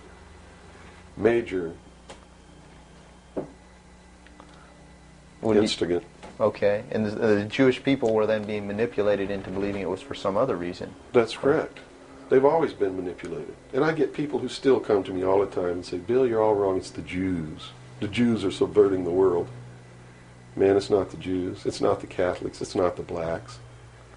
It's these men who belong to the ancient mystery schools, who meet in secret and decide the fate of the world. And they belong to all different races and all different nationalities and all different religions to the public point of view. But in secret, it's a different story. How about the European community? Here seems, based on your theory, another group of sovereign nations coming together to form one government. The European community, the EEC, was created by the Central Intelligence Agency, working through a lodge in Italy called the P2 Lodge.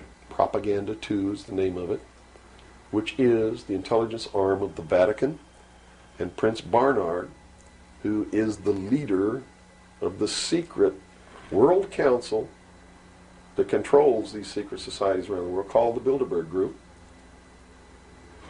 And that's the truth of the matter. And well, during its creation, they just threw out Margaret Thatcher. She was really opposing this. Yes, she was, and that's why she got ousted. Okay. So did the Shah of Iran. So did Marcos. Anyone who opposes it gets ousted. That wasn't an overthrow of Marcos by the people in the Philippines. It was organized, instigated, and carried out by agents of the Central Intelligence Agency and the KGB. The overthrow of the Shah of Iran, our intelligence community is trying to tell us they didn't know anything about it. They didn't know what was happening. Bullshit. They organized it. They instigated it. They are the ones who caused it to come to pass.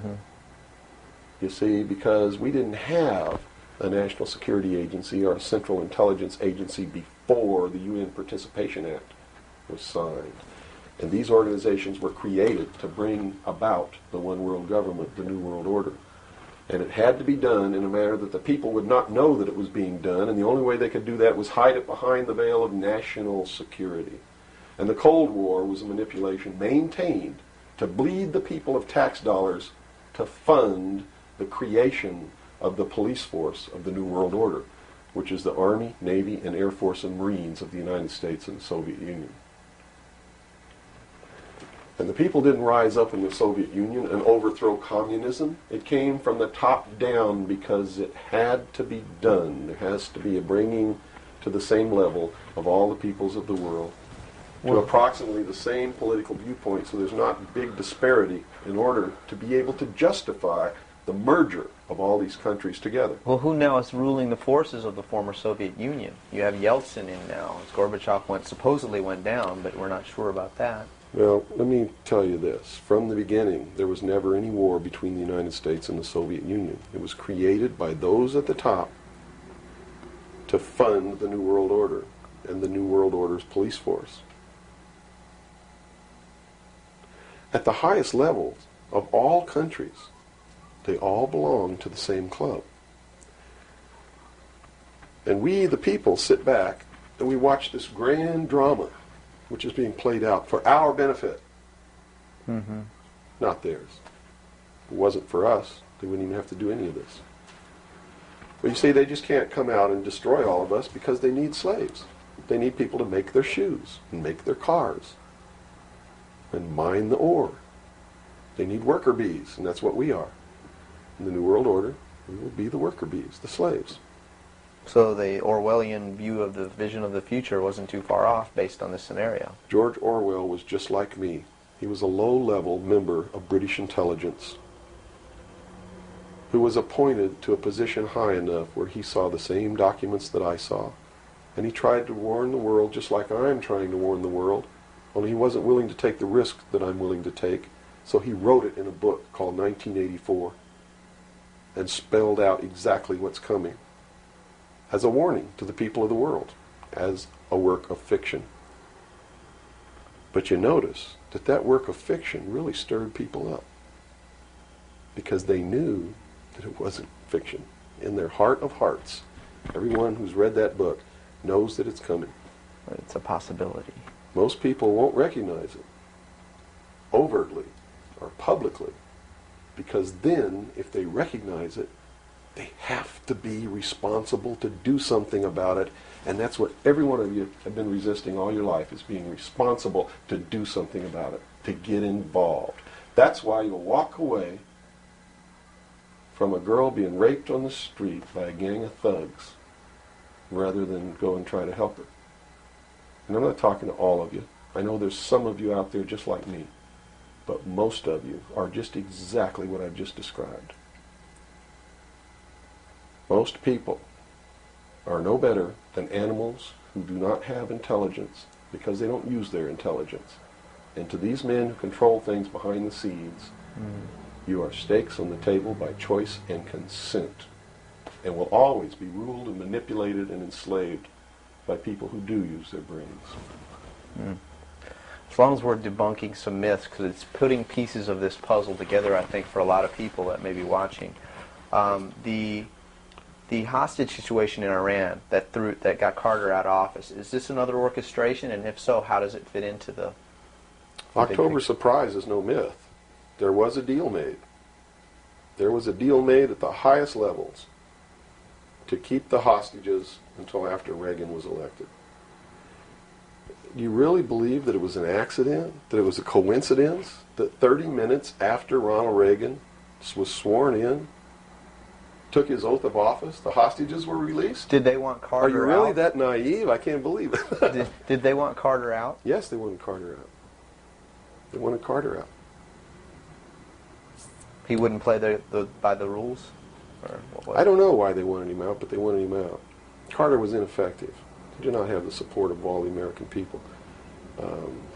They need people who can manipulate the American people so that they have their support. My message is to you is don't support anybody unless they're doing what we know to be right. Don't believe them. Don't fall for the manipulations. Double check everything they say. And that means you can't rely on the media as it is today either. Oh, of course not. All the media in this country radio, television, and print is all owned by 5 corporations. All of these corporations that own the media are owned and controlled, and members of the Council on Foreign Relations sit on their board of directors. Can you name those 5 corporations? Is that Not off the top of my head. Okay. I could try, but I don't want to take a chance on being inaccurate. But you can trace that yourself. okay? Remember, if you go down and you trace the ownership of a station or a newspaper, and you get to a corporation, remember that somebody owns that corporation, and it's usually another corporation. But when you trace the interlocking of all these things, when you get to the top, there's 5. And all journalists know that there's some things you don't write about and you don't talk about because you'll lose your job. And that's where the control is. And that's why they pay anchormen like Dan Rather $2 million a year, because he doesn't question them. He knows that if he goes against them, he's going to lose $2 million a year. Do you think a man that looks pretty and sits in front of a TV camera for the 6 o'clock news is worth $2 million a year? No way. I don't care how long he works, and I don't care what he does. There is no job worth $2 million a year. That's why they pay athletes these fantastic salaries. I was listening to the radio the other day. They just contracted to pay one player on one team $6 million a year. Can you believe this? And why is that? It's the Roman circus. What does the emperor do when the people become restive, and when the people are asking questions, and when the people don't like the policies of the emperor? He sends them to the circus. He creates a circus. He builds a giant coliseum. And he begins to throw the Christians to the lions. And he has great chariot races and football games and basketball games, all to keep the idiots preoccupied with things that don't mean anything in the scheme of the entire world, so that they don't have the time to learn what the truth is, so they don't ever get smart enough to learn how they're being manipulated, so they don't ever question the emperor. That's why they pay a player on a football team or a baseball team $1 million or $2 million or $3 million a year. It is the Roman circus. I know men who don't know anything in the world except who plays third base for the Mets. And they think that's a great accomplishment. And they meet and pat each other on the back and bond and go have cocktails and talk about what this guy that plays third base for the Mets did in last night's game. It's sad. It's really sad. Is there any room in a kind of society where these manipulations are not taking place for this type of entertainment, or any type of entertainment at all? If people understand that a game is a game, if people understand that nobody, no matter what they do, is worth paying $2 or $3 million a year for, people should be able to get rich if they want to, by the sweat of their individual labor. Okay? By going out and doing something for the world. Not by taking people's minds away from the emperor. It's a game. Football's a game. Football's a game. But let me tell you something. When 150 of the most powerful men and women in the world can meet in secret in Baden-Baden, Germany, and plot the fate of billions, and nobody even cares about it, but 6 football players go to lunch together, and it's in the headlines across the country, you have a reflection of the society in which that exists. And it is a sick society that is doomed to self-destruction. So based on that scenario, there's some truth into what these men are looking at. Absolutely, and that's what makes me so sick, is that I'm trying to wake up a people who on a daily basis are proving the ones that I'm warning them about to be right. Well, so that even though a minority, there are people out there that you recognize are awake to this, if they don't do something about it, they will lose that ability to be free in that way. That's correct. Whether they might think, well, I don't need to worry about it because I know what I know and I'm fine. That's it doesn't right. work that way. There's a connection here to everything. That is correct. That is absolutely correct. A nation of people who are willing to send their sons and daughters that they profess that they love to a foreign country to die, and they use the excuse to themselves that they're sending them off to defend our country, and they know damn well that's a lie, are doomed. It's funny, there's a parable, you said Ben Franklin earlier was even a part of this. Yes. A parable of Ben Franklin, I don't know if you're familiar with it. He paid too much for the whistle. He came up when he was a young boy. Are you familiar with that parable? No, go ahead. When he was a young boy, he was given an allowance. And, it was a decent amount of allowance. And he was going to the store to get a toy. He was very excited about that. And along the way, he met some boys who had this whistle. And he saw that, and he saw the little boys blowing this whistle, and he thought, wow, the greatest whistle. This is the greatest toy. He really wanted this thing. So without asking, he gave all his money away, to these boys for this whistle. And he went home, and sure enough, he got very bored with it, and he had no more money to buy something that was really, worthwhile to him. Sure. And so from that point on, he had a saying that said, don't pay too much for the whistle. And I think somehow that relates here. He's also the one, when the Constitutional Convention was finished, when they wrote the Constitution and signed it, when it had been signed, he walked out the doors.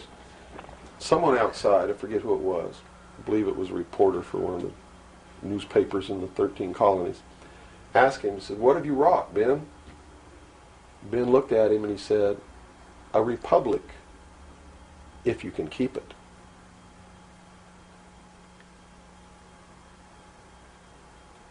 He knew. He did.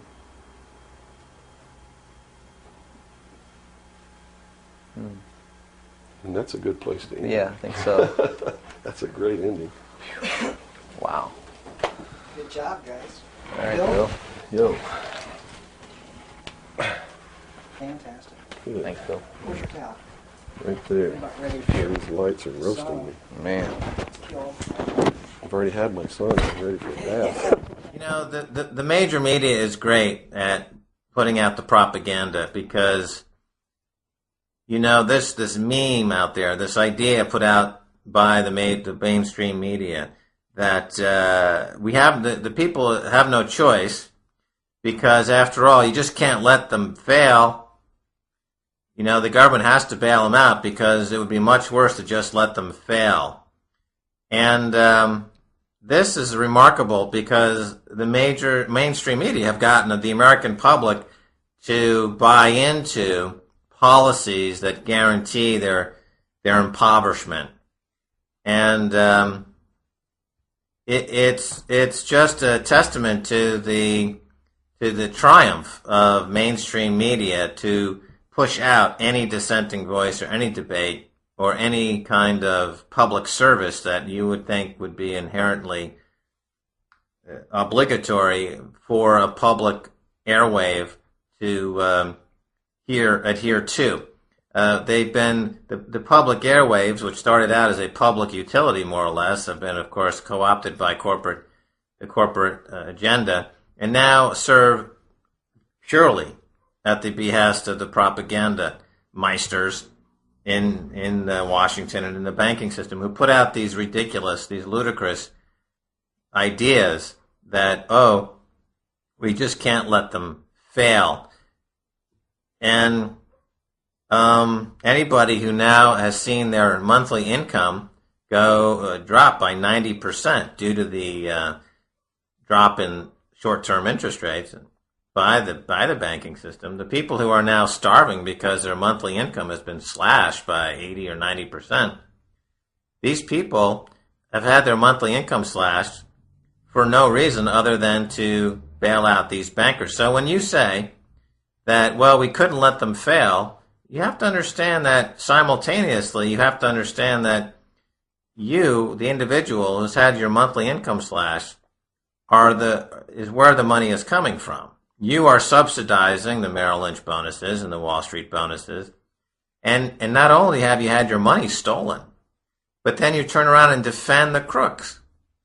And this has got to be the very nature of this whole idea of the Stockholm Syndrome, where the person who's been kidnapped falls in love with their captor. The American people have been kidnapped by the banking system, and now they're defending the banking system while the banking system steals their money in the form of driving interest rates low to bail out banks who have kept afloat this enormous slush fund scheme, unnumbered accounts that are simply there to launder money, launder losses.